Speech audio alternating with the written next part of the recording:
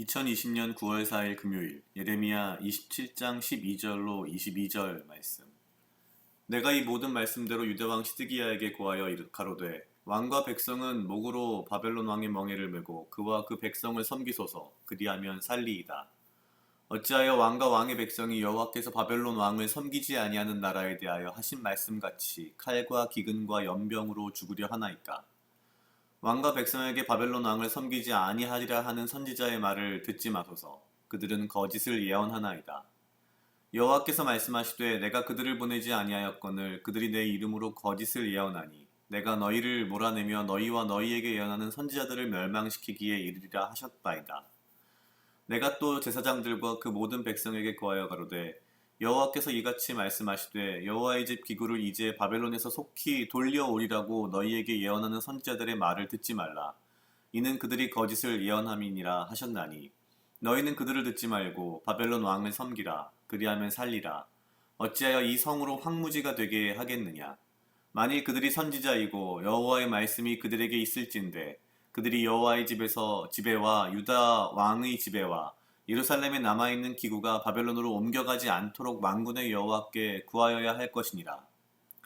만군의 여호와께서 기둥들과 놋바다와 받침들과 및 이 성에 남아있는 기구에 대하여 이같이 말씀하시나니 이것은 바벨론 왕 느부갓네살이 유다 왕 여호야김의 아들 여고니야와 유다와 예루살렘의 모든 귀족을 예루살렘에서 바벨론으로 사로잡아 옮길 때 취하지 아니하였던 것이라.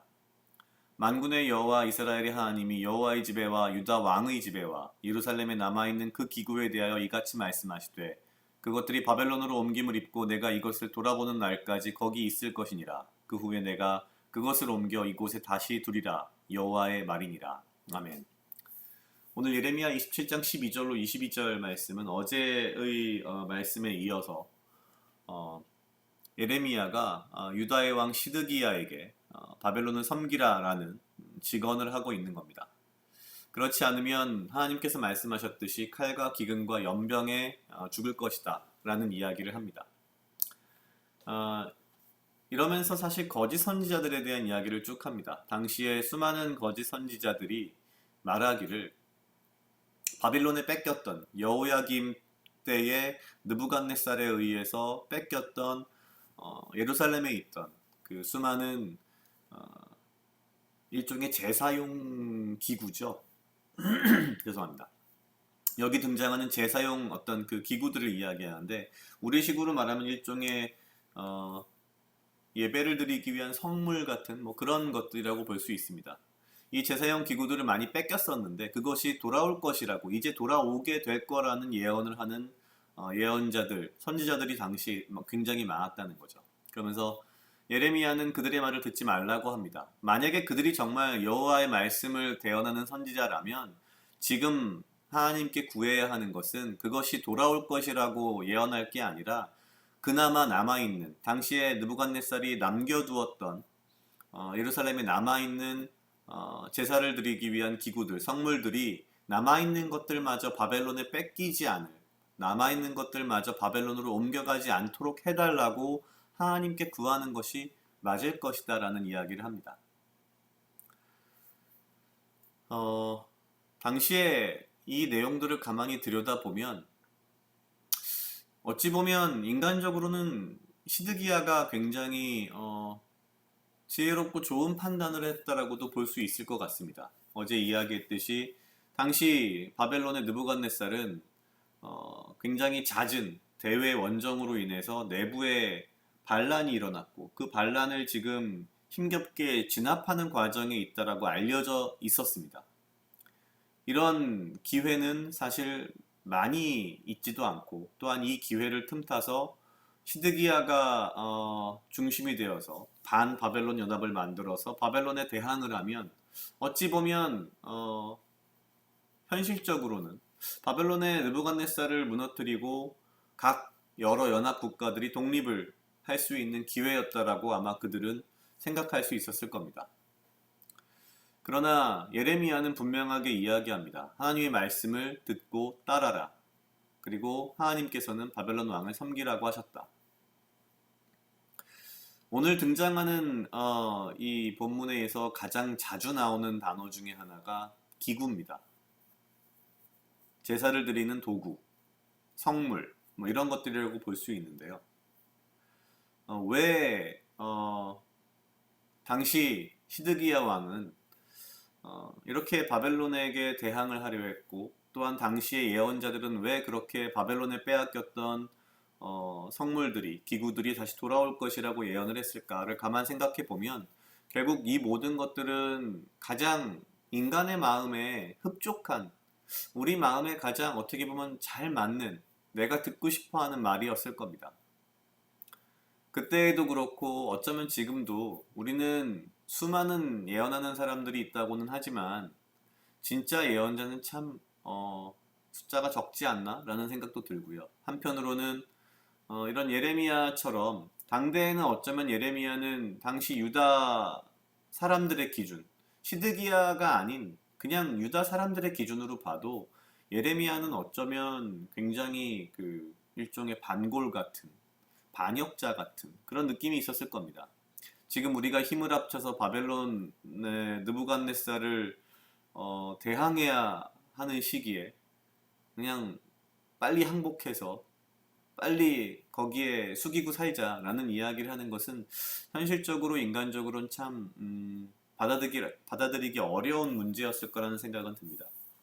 중요한 것은 이러한 현실의 문제라고 하는 것은 겉표면에 있는 것이고 그 안에 내부에는 사실 가장 중요한 것은 당시 유다 왕국이 이미 하나님을 버리고 다른 신들을 섬기고 있었고, 그들이 이렇게 중요시 여기는 것처럼 여기는 하나님께 제사를 드리기 위한 도구들조차도 사실은 그저 모양만 남아 있었을 뿐, 예배의 어떤 제사의 휘황찬란한 겉모습만 있었을 뿐 진정한 예배, 진정한 제사는 없었다는 거죠.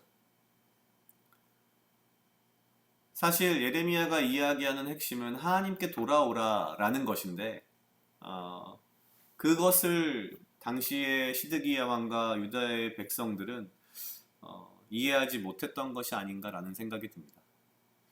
오늘 살아가는 우리도 현실에서 벌어지는 수많은 어려움과 이 복잡한 문제들과 여러 가지 이 재난들 사이에서 우리가 표면적으로 보이는 것들에만 관심을 가지기보다는 그 이면에 가장 깊숙한 곳에 있는 우리의 마음, 우리의 삶, 그리고 우리가 진정 무엇을 추구하며 무엇을 섬기며 누구를 우리의 진짜 주인으로 생각하고 살아가는지에 대한 고민이 좀 필요하지 않을까. 우리가 외형적으로는 예배를 드리고 외형적으로는 하나님을 믿는다고, 예수님을 믿는다고 말은 하지만 실제 우리가 우리의 마음속 깊은 곳에서 진짜 우리가 믿고 의지하는 것, 우리가 진짜 따르는 것은 어쩌면 당시 이 유대의 백성들처럼 그냥 화려한 모양만 남아있는 제사 도구들, 그렇지만 진정한 제사, 진정한 예배, 진정한 하나님은 찾지 않는 그 모습이 어쩌면 지금의 우리의 모습이 아닐까라는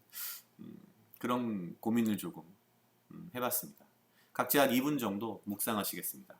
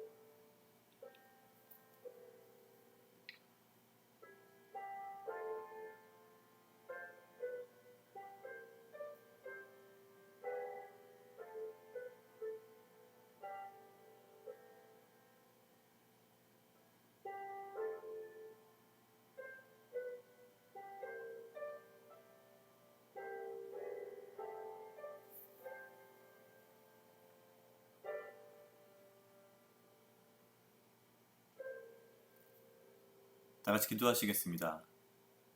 하나님 아버지 감사합니다. 주여 이 하루도 나와 동행하여 주시옵소서. 주님, 나로 하여금 사랑하게 하시옵소서. 아버지여, 나를 해하려 하는 수많은 무리들로부터 나를 지키고 보호하여 주시며 내가 오직 주님 주시는 지혜와 명철로 이 하루를 살아가고 나에게 필요한 건강과 육체적 강건함을 허락하여 주시옵소서.